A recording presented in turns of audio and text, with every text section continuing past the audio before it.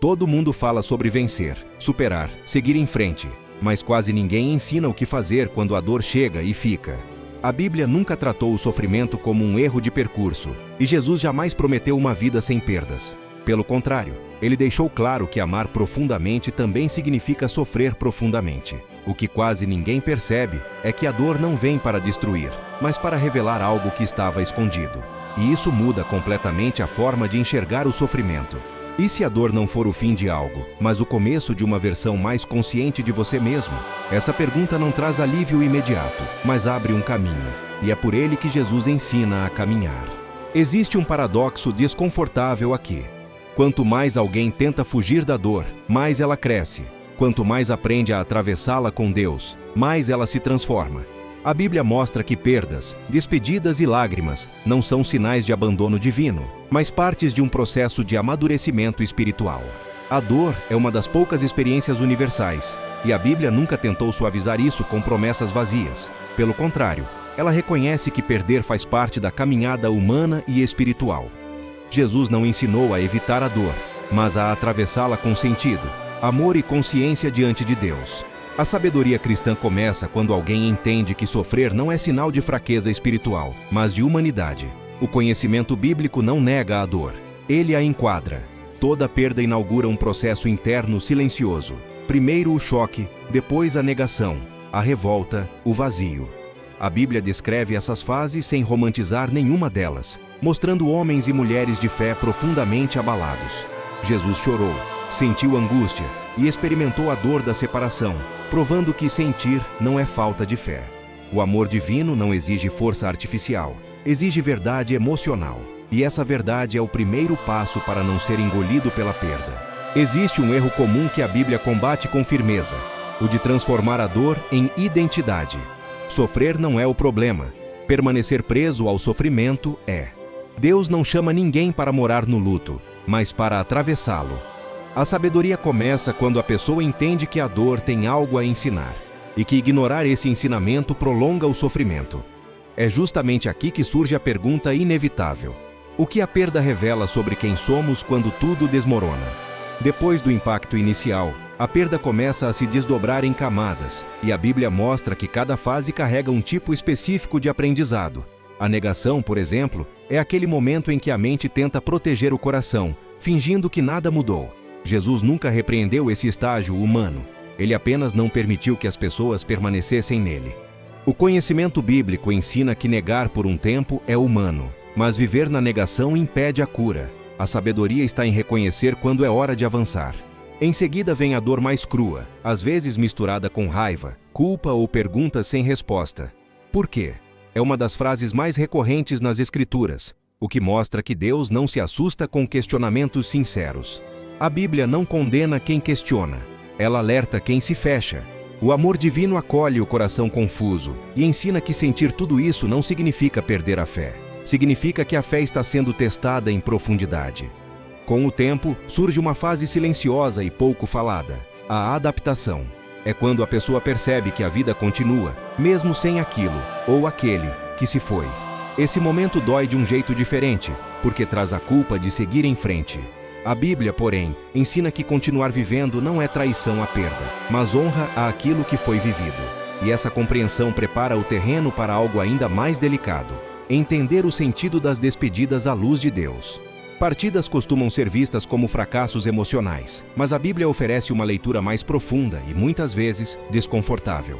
Nem toda despedida é punição, algumas são transição. Jesus viveu cercado de partidas, pessoas que iam, ciclos que se encerravam, lugares que precisavam ser deixados para trás. Deus nunca apresentou a permanência como regra absoluta, mas o propósito como guia. O conhecimento bíblico ensina que insistir no que já cumpriu seu papel pode gerar mais dor do que a própria perda. Há despedidas que doem porque arrancam e outras que doem porque libertam. A sabedoria cristã ajuda a discernir entre essas duas. A Bíblia mostra que Deus, em amor, às vezes permite perdas para impedir estagnações profundas. Relações, fases da vida e até versões antigas de nós mesmos precisam morrer para que algo mais maduro nasça. Jesus ensinou que perder a vida, no sentido simbólico, é muitas vezes o único caminho para encontrá-la de verdade. O problema não é a despedida, mas o apego desordenado ao que já não sustenta mais. A Bíblia alerta que segurar com força excessiva aquilo que se foi pode nos impedir de enxergar o que Deus ainda quer fazer. O amor cristão não é posse, é confiança. E quando essa ideia começa a se acomodar no coração, surge uma reflexão inevitável. Como atravessar a dor sem permitir que ela nos defina ou nos paralise? A Bíblia não ensina a apagar a dor, mas a colocá-la no lugar certo. Jesus nunca disse que o sofrimento desapareceria rapidamente. Ele ensinou que a dor não deve ocupar o centro da vida. Quando a perda vira o eixo de tudo, ela começa a deformar a visão de mundo, de Deus e de si mesmo. A sabedoria cristã orienta a lamentar, sim, mas também a vigiar o coração para que a dor não se transforme em amargura. O conhecimento espiritual serve justamente para dar contorno ao caos interno. Um dos ensinamentos mais profundos da Bíblia é este: a dor precisa ser vivida, não alimentada. Existe diferença entre sentir e ruminar. Jesus convidava as pessoas a derramarem o coração diante de Deus, não a se isolarem nele. Orar nesse contexto não é repetir frases prontas, mas falar com honestidade brutal, como alguém que confia. O amor divino não se ofende com lágrimas. Ele as recolhe e transforma em amadurecimento. Há também um chamado prático: continuar vivendo, mesmo machucado. A Bíblia mostra que seguir em frente não significa estar curado, mas estar disposto a não parar. Pequenas ações ajudam a alma a respirar de novo, manter rotina simples, cuidar do corpo, conversar com alguém de confiança, reler trechos que tragam sabedoria, como Salmos ou Eclesiastes. E é nesse movimento discreto que algo começa a mudar, abrindo espaço para uma compreensão mais profunda sobre o que a dor pode construir, e não apenas destruir. Existe um ponto da caminhada em que a dor deixa de gritar e começa a ensinar. A Bíblia trata esse momento com muito respeito, porque ele não acontece à força, nem no tempo dos outros. Jesus nunca apressou processos internos. Ele permitia que cada pessoa amadurecesse no ritmo da própria consciência. O conhecimento cristão revela que a dor, quando atravessada com Deus, amplia a empatia, aprofunda o amor e refina a sabedoria. Quem sofre e não endurece, aprende a enxergar o mundo com mais humanidade. A perda também reorganiza prioridades. Aquilo que antes parecia urgente perde força, e o que era ignorado ganha valor. A Bíblia mostra que Deus usa esses períodos para silenciar ruídos internos e realinhar o coração. Não é castigo, é recalibração espiritual. Jesus ensinou que onde está o tesouro, ali estará o coração. E a dor, muitas vezes, revela onde o coração estava mal colocado. Esse entendimento não anula o sofrimento, mas dá sentido a ele. Com o tempo, a pessoa percebe algo quase invisível. Ela não é mais a mesma. Não ficou melhor no sentido ingênuo, mas mais profunda, mais consciente, mais real. A dor não levou tudo, deixou algo. A sabedoria adquirida não vem dos livros, mas da experiência vivida com Deus. E quando isso começa a fazer sentido, surge uma pergunta silenciosa, porém poderosa: como Jesus transforma a dor em esperança sem apagar as cicatrizes? Depois de atravessar tudo isso, fica claro que Jesus nunca ensinou a ignorar a dor, mas a ressignificá-la. A Bíblia não promete que as perdas deixem de doer, porém garante que nenhuma dor precisa ser desperdiçada. Deus usa aquilo que parece quebrar para formar, amadurecer e aprofundar o coração. Então vale a pergunta honesta: o que a sua dor está tentando te ensinar hoje? Você tem escutado ou apenas resistido?